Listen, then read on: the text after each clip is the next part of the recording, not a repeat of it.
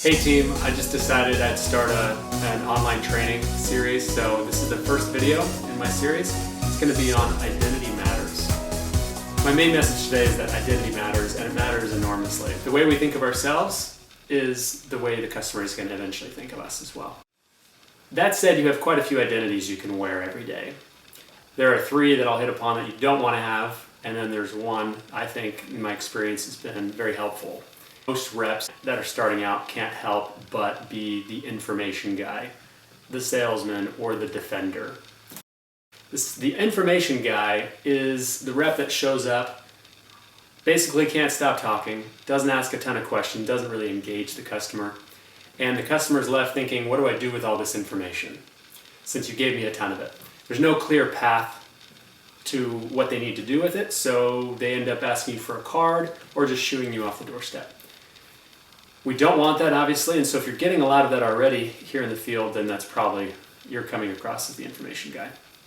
The second identity is the salesman. The salesman doesn't really care who he's talking to. He wants to just sell, so he's got his own self-interest. He comes across that way, and customers actually feel it, and they don't like it. So we don't want to be people out there that are just trying to sell anything with two legs.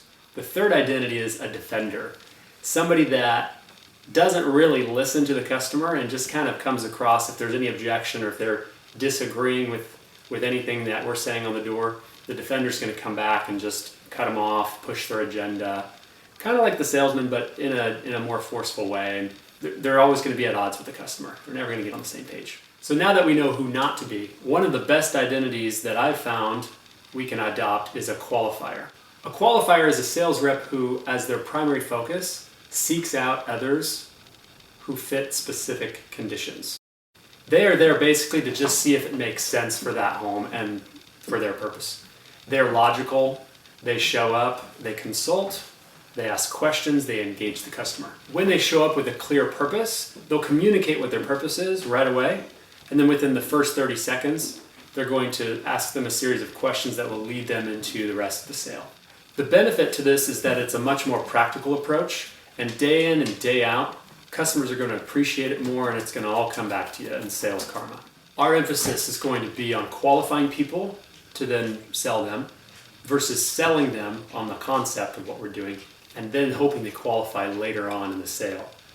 One is exhausting because you never know. You're just trying to get them to side with you and see things your way and then hope that they pass credit, have a good roof, electrical, etc. The other orders things properly. So first you're there to just see if it makes sense, get it out of the way. The customer appreciates that too because then they can just kind of be more logical about it and say, well, it doesn't work for me, or, oh yeah, it sounds like I fit the mold of what you're looking for. So to get your mind right, think of yourself as a sorter of people. There are tons of people out there every day in your area, and at least 3 of them are going to qualify for your program if you get through enough. So some will do it, some won't, some will qualify, some won't. So what? Who cares? You're there only to see where it makes sense, and that way you have a specific purpose in the neighborhood. You feel like a professional, you've got standards, you're not just going canvassing the area like people always think we are. This is most effectively done, however, after you've already given the customer a clear context for why you're there at their door. So let me give you an example of an approach. Hey, sorry to bother you. Are you Dan? Okay. Have your neighbor told you why I'm here yet? With the power project? No? Okay. No problem. I'm not even sure if it'll apply to your home, but in the next 2 weeks we're going to actually be surveying more homes for the hybrid utility project. Has anyone told you what that is yet? Okay. It just means that going forward, instead of getting 100% of your power from the power plant, we actually want to start creating more power in the neighborhood on site, so it's more efficient and less expensive. So my job in all this is just to see where it makes sense first. There are 3 conditions. The first one is based on how much electricity you're currently using.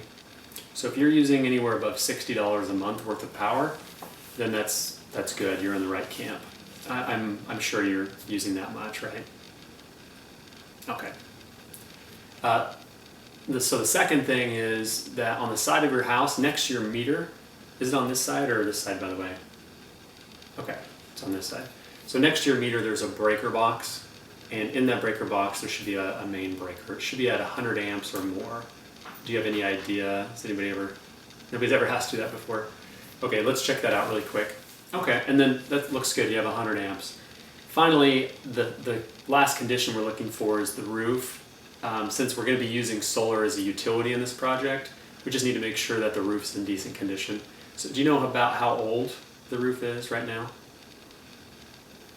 Okay, great.